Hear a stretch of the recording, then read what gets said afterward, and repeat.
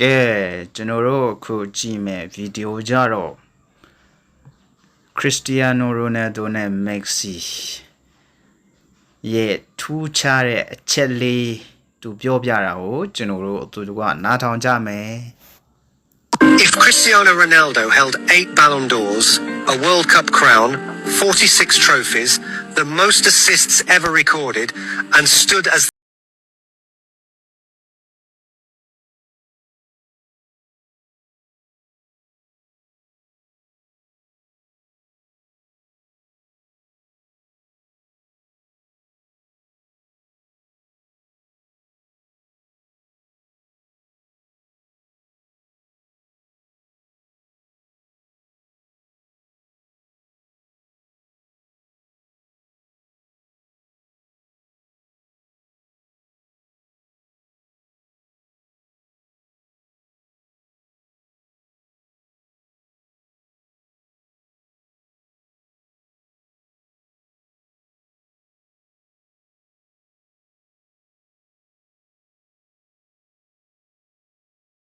something priceless.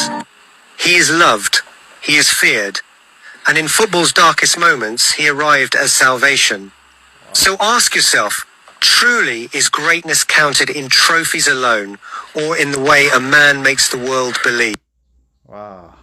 ဗီဒီယိုကြတော့ဒီလောက်ပါပဲဘယ်လောက်ပဲဘာကြောင့်မက်ဆီကဒီလောက်ရှုတွေ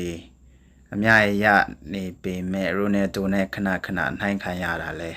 ရိုနယ်ဒိုသာမက်ဆီရတဲ့ရှုတွေအောင်မြင်မှုတွေရနေမယ်ဆိုရင်မက်ဆီကအဲ့လိုမျိုးရိုနယ်ဒိုနဲ့နှိုင်းယှဉ်ဖို့လမ်းနေတယ်ကွာဆိုတော့ဒီမှာသူပြောပြသွားတာကမက်ဆီလိုဆူဖလားတွေအောင်မြင်မှုတွေမရပေမဲ့ရိုနယ်ဒိုကပါကြောက်ဒီလောက်လွှမ်းမိုးနိုင်တယ်လေပြင်ကိုဒီကပအကောင်ဆုံး greatest of all time မှာဘာဖြစ်လို့ခဏခဏပါလာရတယ်လေအငင်းခုံမှုန့်မှာဘာဖြစ်လို့ပါလာရတယ်လေဆိုတဲ့အကြောင်းကိုသူရှင်းပြသွားတာ